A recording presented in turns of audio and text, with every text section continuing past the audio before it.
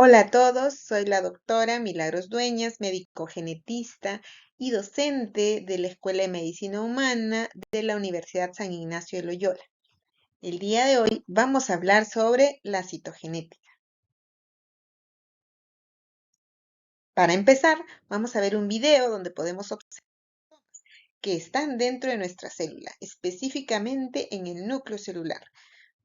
Nuestro ADN está formando la cromatina cuando se va a expresar. Sin embargo, cuando la célula entra en división, este ADN tiene que empaquetarse para poder dividirse y luego ser repartido a cada una de las células hijas. Y es así que se forman los cromosomas. El logro de esta sesión es que al finalizar la misma, ustedes puedan definir qué son los cromosomas humanos, explicar sus características y métodos de estudio y diferenciar las principales anomalías cromosómicas. El contenido de la clase incluye qué son los cromosomas humanos y su nomenclatura, cuáles son los métodos de análisis de los cromosomas y cuáles son las anomalías cromosómicas más frecuentes.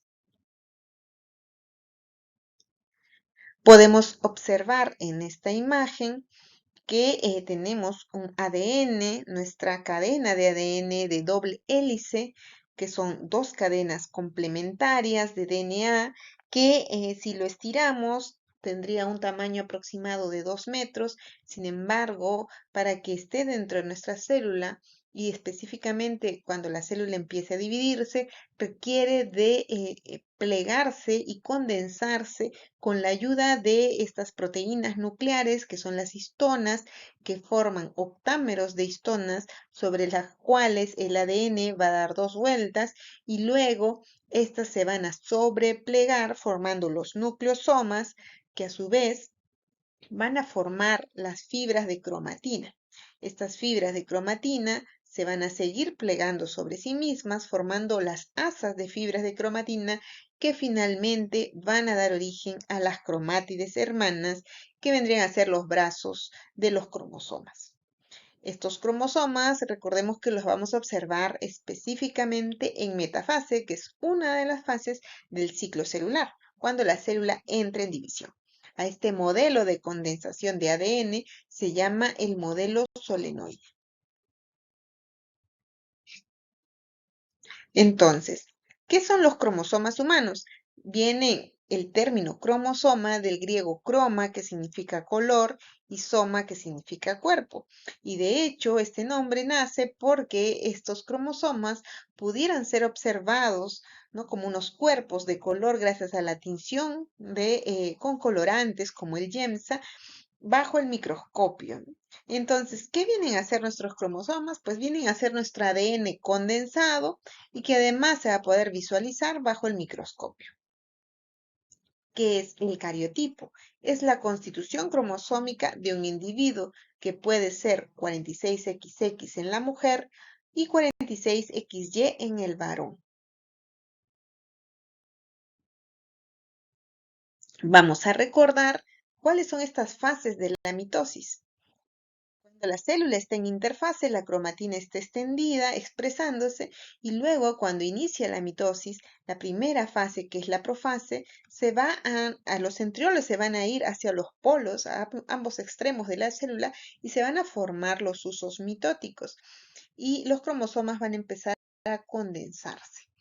En la siguiente fase, que es la metafase, los cromosomas van a estar totalmente condensados y alineados en la línea ecuatorial de la célula. La siguiente fase, la anafase, esos cromosomas o las cromátides se van a dividir y van a migrar hacia ambos polos de la célula, y finalmente en la telofase se vuelve a armar ya el núcleo celular con la membrana, y ocurre también esta separación del citoplasma, que vendría a ser la citocinesis, para obtener finalmente célula madre diploide, dos células hijas también diploides. Todas nuestras células en nuestro cuerpo tienen una carga diploide, es decir, tienen dos pares de cromosomas, que harían un total de 46 cromosomas, mientras que la carga haploide, que vendría a ser un número de 23 cromosomas solamente, está presente en nuestras células germinales como los óvulos o los espermatozoides, que finalmente van a ser el complemento para la fecundación. Bien, entonces, la citogenética es una técnica que se ocupa del estudio de los cromosomas y ha evolucionado desde el año 1956, en el que recién se confirmó que el ser humano tenía 46 cromosomas. En el año 1970 se empezaron a usar las técnicas de bandeo cromosómico con el colorante YEMSA, que es el que actualmente se utiliza en las técnicas de citogenética convencional para el estudio de cariotipo. En el año 1990 nacen otras técnicas de citogenética molecular, como la hibridación in situ con fluorescencia, o más conocida como FISH, que permite detectar alteraciones que no se van a poder observar bajo el microscopio. Y en el año 2000 aparecen otras técnicas de micromatrices de hibridación genómica comparada, conocida como array cromosómico, o también llamado cariotipo molecular, que detecta alteraciones submicroscópicas, ya sea por ganancia o pérdida a nivel de los cromosomas. Entonces, ¿qué es el estudio de cariotipo? También llamado citogenética convencional. Se realiza a través de muestras de sangre, pero también pueden ser a través de muestras de médula ósea, de piel o de tumores, siendo que la muestra de sangre venosa es la más asequible, es también la que más se utiliza. Y de ahí se van a obtener los linfocitos T, que van a ser cultivados e incubados a 37 grados por 72 horas, con adición de medios de cultivos especiales que además tengan fitohemaglutinina, que es un factor mitogénico, es decir, estimulante de la mitosis. Lo que queremos es que estas células entren en división. Luego, en una siguiente fase, en la cosecha, se va a adicionar colchicina, que inhibe la formación del huso mitótico y por lo tanto detiene el ciclo celular en metafase. Luego se añade la solución hipotónica, cuyo objetivo es hinchar a la célula y hacerlas estallar para poder romper su membrana celular y liberar las metafases para poder observarlas al microscopio. En la siguiente fase, que es la fijación de las metafases en una lámina portaobjeto, esto se hace por técnicas de goteo, y este goteo permite liberar los cromosomas, como los podemos ver en esta imagen, para posteriormente teñirlos y poder observarlos al microscopio. Es así que vemos aquí una imagen de los cromosomas ya ordenados y organizados en una computadora, en la cual se permite capturar las imágenes del microscopio hacia el computador a través de software o programas especiales, que nos permite armar el cariograma, que es la representación ordenada de los cromosomas. En este caso observamos un cariograma humano con bandeo G, que es el bandeo convencional, con colorante YEMSA. Y observamos que hay un total de 46 cromosomas numerados, todos por pares, del 1 al 22. Recordamos que heredamos un par de papá y un par de mamá. Y el último par, que es el par de los cromosomas sexuales. Entonces tenemos 22 pares de cromosomas autosómicos, que vendrían a ser del 1 al 22, que son idénticos tanto en varones como en mujeres, y el último par de cromosomas sexuales, que es XX en la mujer y XY en el varón. Vemos aquí una carga cromosómica de un varón, en la cual observamos un cromosoma X, que es grande, y un cromosoma Y pequeño.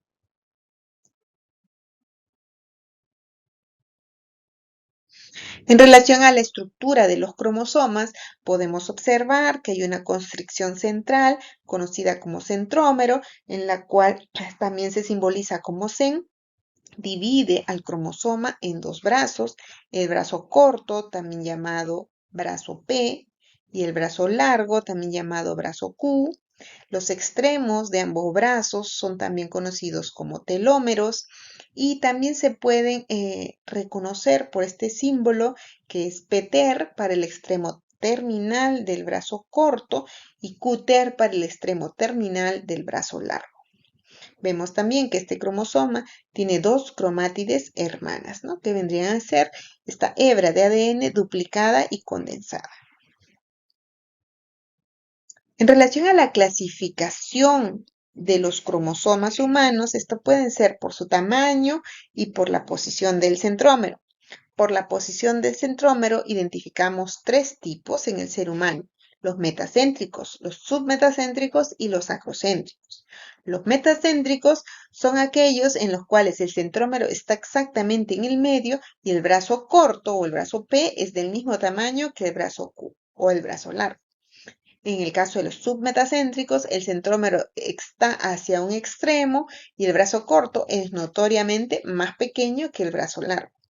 En el caso de los cromosomas acrocéntricos, el centrómero está muy distal, tanto que no existe brazo P y quedan solamente unos rezagos que son llamados los satélites. Es así entonces que por su tamaño y posición del centrómero, los cromosomas fueron divididos en grupos, mientras que en el grupo A están los cromosomas metacéntricos grandes como el 1, 2 y 3. En el grupo B están los cromosomas submetacéntricos grandes como el 4 y 5. En el grupo C están los cromosomas submetacéntricos medianos, es el grupo más numeroso. Están los cromosomas del 6 al 12, incluyendo el cromosoma X. En el grupo D están los cromosomas acrocéntricos grandes, como el 13, 14 y 15. Y en el grupo G los acrocéntricos pequeños, como el 21, 22 y Y. En el grupo E están los cromosomas 16, 17 y 18, que son submetacéntricos pequeños, y en el grupo F el 19 y 20, que son metacéntricos pequeños. En relación a la nomenclatura de los cromosomas, podemos observar que además que el centrómero divide el cromosoma en un brazo P y un brazo Q, observamos también que estos patrones de bandas van a ser divididos primero en regiones, luego en bandas y luego en subbandas. Es así que podemos tener la localización o el locus 7q31.2 que me identifique específicamente la posición de un gen o la ubicación de un gen dentro de un cromosoma. Como ejemplo tenemos el gen CFTR que se ubica en el locus 7q31.2. ¿Qué quiere decir este número? El primer número significa el cromosoma, es decir, estamos hablando del cromosoma 7. La letra siguiente, Q, hace referencia al brazo largo. El número 3 hace referencia a la región. Estaríamos hablando de que ese gen se encuentra ubicado en la región 3, en la banda 1 y en la subbanda 2. A su vez, podemos decir que el centrómero vendría a ser como la posición 0, a partir de la cual parte la numeración de forma ascendente hacia los extremos. En este caso, en el brazo corto, vemos en azul la región 1 más cercana al centrómero y la región 2 más distal. En relación al brazo largo, vemos la región 1 más cercana al centrómero, la región 2 y luego la región 3, que es la más terminal. Lo mismo ocurre con la numeración tanto de las bandas como de las subbandas. Bien, ahora vamos a hablar sobre las anomalías cromosómicas. Estas las podemos dividir en dos grandes grupos, las numéricas y las estructurales. Es así entonces que los estudios de cariotipo nos permiten identificar cuáles de estas alteraciones podrían estar en alguno de nuestros pacientes. Las alteraciones numéricas pueden ser como euploidías o aneuploidías. Dentro de las euploidías estarían las haploidías, que vendrían a ser un número solo de 23 cromosomas, y las poliploidías, que serían múltiplos de 23, que podrían ser triploidías, donde habrían 69 cromosomas, o tetraploidías, donde habrían 92 cromosomas. Estas poliploidías generalmente son incompatibles con la vida y se van a observar en abortos, en pérdidas gestacionales. Luego tenemos el grupo de las alteraciones numéricas de tipo aneuploidías, donde la ganancia o pérdida no es múltiplo de 23. Dentro de ello tenemos las monosomías, donde hay un número de 45 cromosomas, es decir, uno menos de la constitución diploide, o las polisomías, dentro de ellas las más frecuentes, las trisomías, donde hay una ganancia de un cromosoma, es decir, hay una carga de 47 cromosomas, pero también pueden haber tetrasomías, donde hay 48 cromosomas o más. Por otro lado, tenemos las alteraciones cromosómicas estructurales que pueden ser balanceadas o no balanceadas. Algunos ejemplos de anomalías cromosómicas estructurales balanceadas está la inversión, en la cual hay una rotura de un segmento cromosómico que luego se invierte. En realidad no se perdería ni ganaría material genético adicional, por eso es que se consideran como una alteración balanceada, porque la carga se mantiene a pesar de que está en un orden diferente. La nomenclatura se coloca INF y luego entre paréntesis el número del cromosoma involucrado, seguido de los puntos de corte. Si esta inversión de este segmento ocurre solo en uno de los brazos, ya sea el corto o el largo, hablamos de una inversión paracéntrica. Si es un punto de corte y una inversión que involucra el centrómero, es decir, que los puntos de corte están tanto en P y en Q, entonces hablaríamos de una inversión pericéntrica. Otro ejemplo es la traslocación, que es ocurre una rotura de segmentos, en este caso de cromosomas no homólogos, como el cromosoma 4 y el cromosoma 20.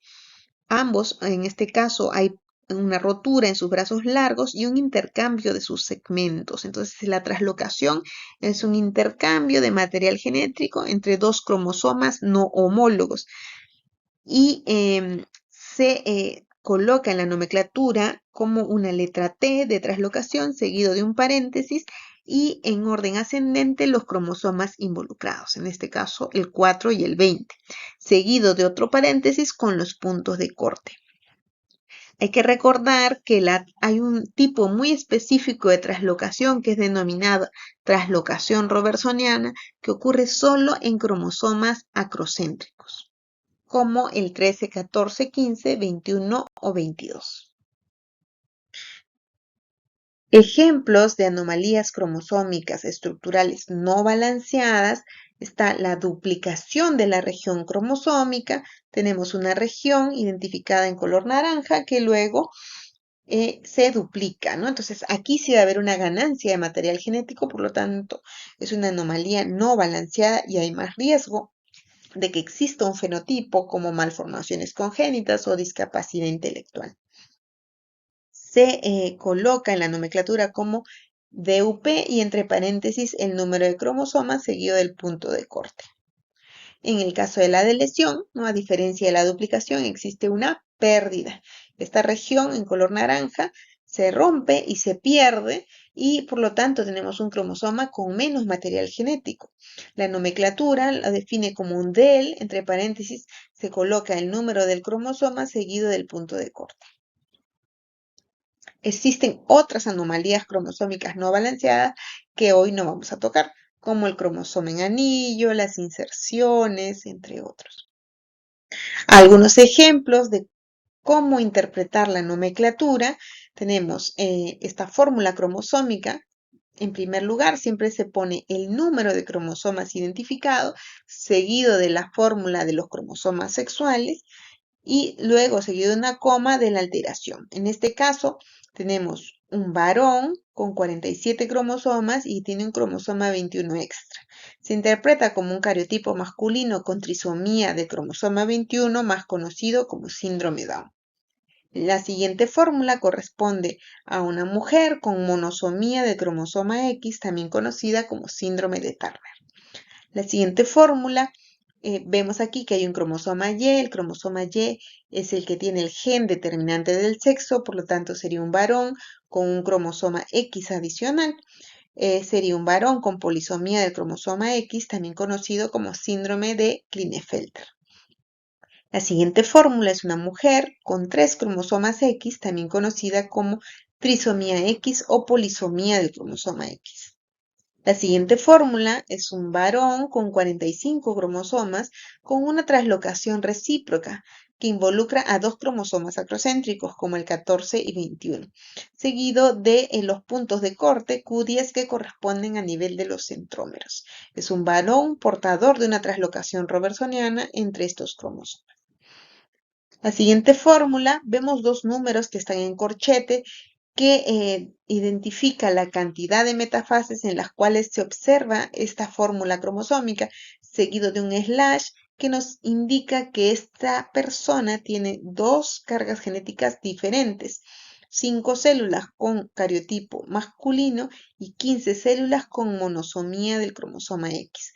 Como la que predomina es la monosomía del cromosoma X, estaríamos hablando de un síndrome de Turner mosaico.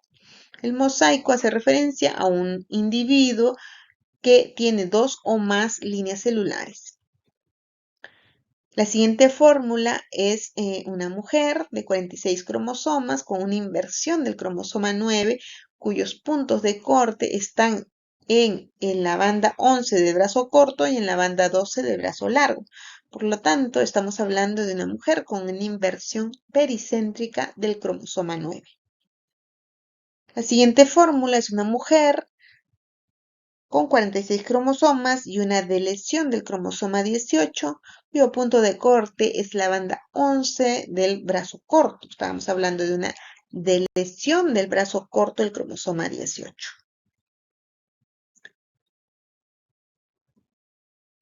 Muy bien. A manera de conclusión, sobre esta clase podemos decir que los cromosomas humanos son el ADN condensado sobre unas proteínas nucleares llamadas histonas. Que la citogenética es una técnica que permite estudiar los cromosomas y detectar anormalidades en su número o su estructura. El bandeo G es la técnica de bandeo más utilizada para el estudio de cariotipos. Las anormalidades cromosómicas pueden ser numéricas o estructurales, y estas a su vez pueden ser balanceadas o no balanceadas. Muy bien, muchas gracias por su atención y hasta la próxima.